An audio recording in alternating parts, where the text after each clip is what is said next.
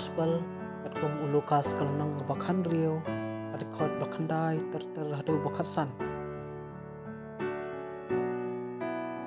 ya kapisa on peden kam kumnu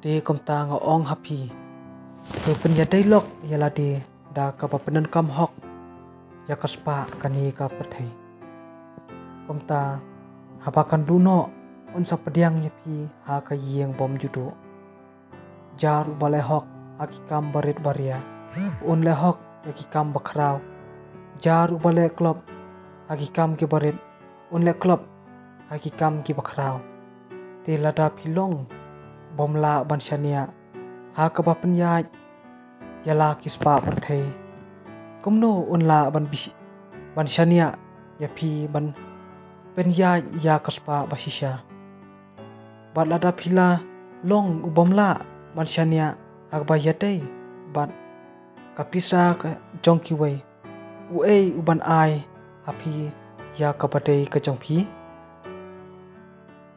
omdan chakri ubala ban chakri arngut ki kanrat un isi ya uwai bat un iet ya uwai pan on yasha bat uwai bat un ibeng ya uwai pan pemla ban chakri ya ublei bat ya kaspa ki Parish kila yosngau ya kani baro bat kilar khipeng ya ujisu namar ba kwan tengka ujisu wala ong haki mapi pi penksan yala de hakmat ki brio henrei ublei uitu ya kadonot jongpi kata kaba ki brio ki nyokor kam song dore ei hakmat ublei ka gospel utrai jing Duriap jing puson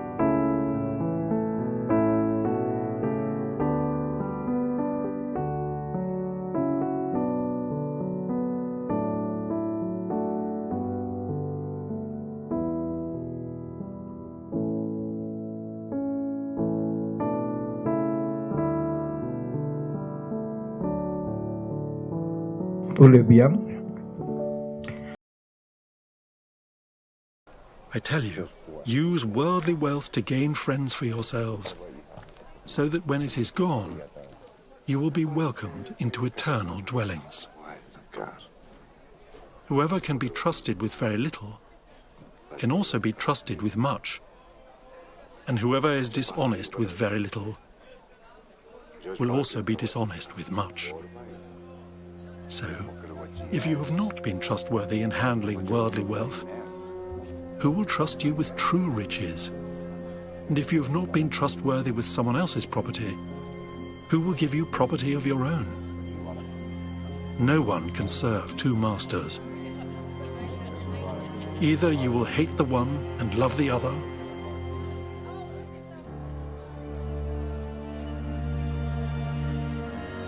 or you will be devoted to the one and despise the other.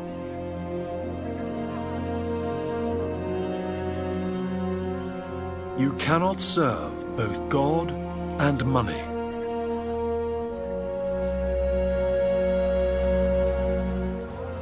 The Pharisees, who loved money, heard all this and were sneering at Jesus. He said to them, "You are the ones who justify yourselves in the eyes of others, but God knows your hearts. What people value highly is detestable in God's sight."